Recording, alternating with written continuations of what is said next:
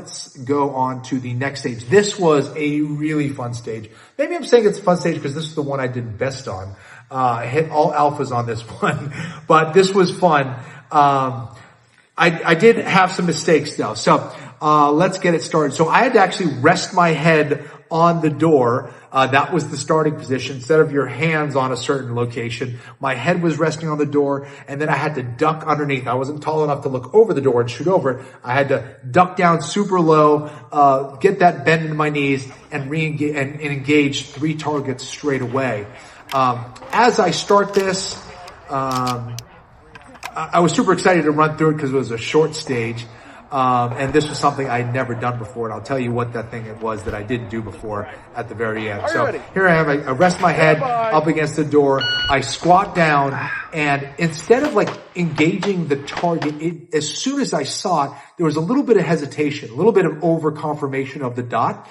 And so I'm waiting kind of for the perfect squat. Maybe I was adjusting my knees a little bit. I have to remember because of this look of where I'm at.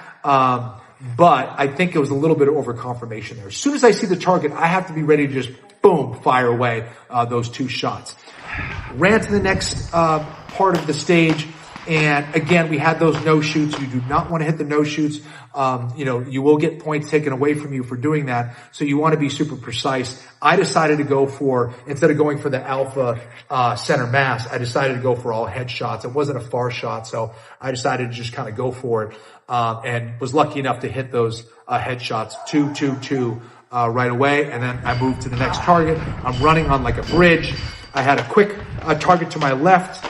That was kind of blocked out where there weren't no shoots. You don't want to hit the black. You want to, hit the center mass spot as quickly as possible. Then I had 2 targets to engage right after that to my right. Went after that. Everything's going smooth. Now, this is where I'm coming to that part that was really fun, but something I'd never done before. I had 2 Texas stars. I've never shot a Texas star in my life. And they're these rotating plates that you have to hit. And as you hit them, they'll kind of spin in different directions. Sometimes they'll speed up. Sometimes they'll slow down. So it definitely takes a little bit of patience, composure, and timing to get these things right. And then to add a little bit more complexity into the situation, there were blue plates and there were white plates. I had to be in the blue box to hit the blue plates, not your typical USPSA rules. And then I had to be in the white box to shoot the white plates. So as I went through, I kind of was like, oh, what am I supposed to do again? Like a blue box. Okay. And I'm kind of talking my way through it. And I should have just been like, probably should have done a little bit more, practice, like running through it to kind of getting it in my head. And then the other thing I forgot to do was be conscious of the reload. I wasn't counting how many rounds were in my magazine, and I should have been ready that as soon as I went towards those Texas stars, I should have reloaded on my way there. That would have saved me a lot of time. I was shooting and I was like, oh, shoot. I ran out of bullets. And I was like, oh, I ran out of bullets. Oh, I got to get my mag. Then all that whole thought process, that was like definitely very, very clunky for me. So, my shooting was good, but my awareness and anticipation of running out of rounds wasn't that great. So something to work on. Mag changes again were okay. I was happy with that part, but I got to anticipate a lot better. Took me a little bit to get those Texas stars, but way better than I actually anticipated.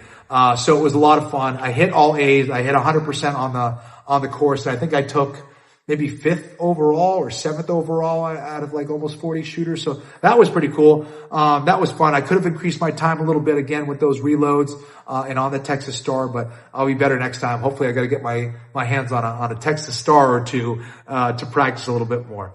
All right. Let's move on to this stage. This was a fun one. This was my second to last stage, I believe, before the last one before the classifier, if I'm not mistaken. And the angles on this shot, on this was really, really interesting. On this stage, I started without my pistol. So my pistol was over on a barrel, as was, my magazine, I believe. So I had to run towards my pistol, load it up, and then get going. So on this stage, I, ran towards my pistol again, noticing my grunts, and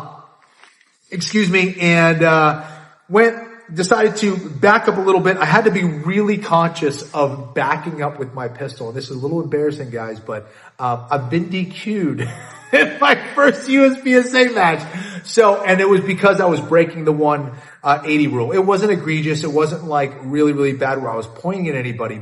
But if you do break that 180 rule behind you, it's a no-go. You're out of here. They take that very seriously, as they should. I was super upset with myself. But I did it, and didn't want to do that again. So I was glad that I didn't break that rule. As I'm walking backwards, I'm making sure that the pistol is always pointing down range, making sure I'm not making any big swings. If I am running backwards, I'm making sure that the pistol is pointing away from me, either here this way or back down and away down range. So I was practicing that a little bit. Probably could do it even more, but I was glad I didn't break that rule. So as I was backing up, I was walking and shooting. So moving and shooting as I was going to save some